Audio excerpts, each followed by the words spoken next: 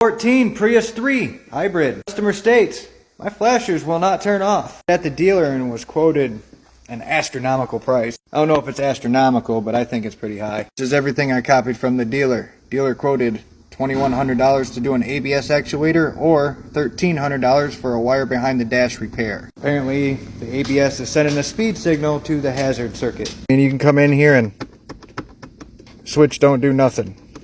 With me and my wiring diagrams, I found a solution that'll get him by. He really doesn't care about his hazards. He just wants his turn signals back.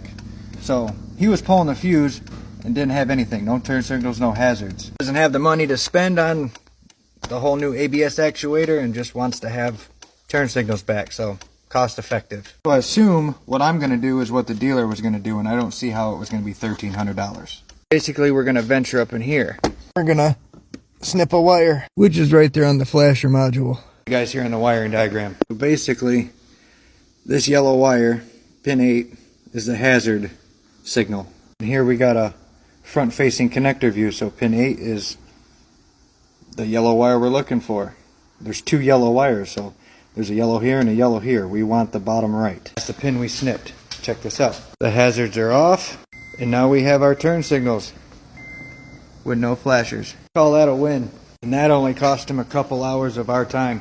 Throw a toggle on it just in case. Already ahead of you, my man. So if you look here, he's got flashers.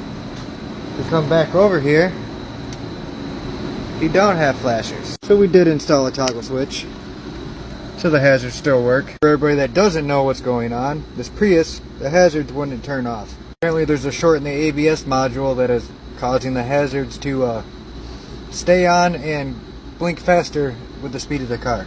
The dealer quoted them like $2,300 to replace the actuator or $1,300 to do what I just did.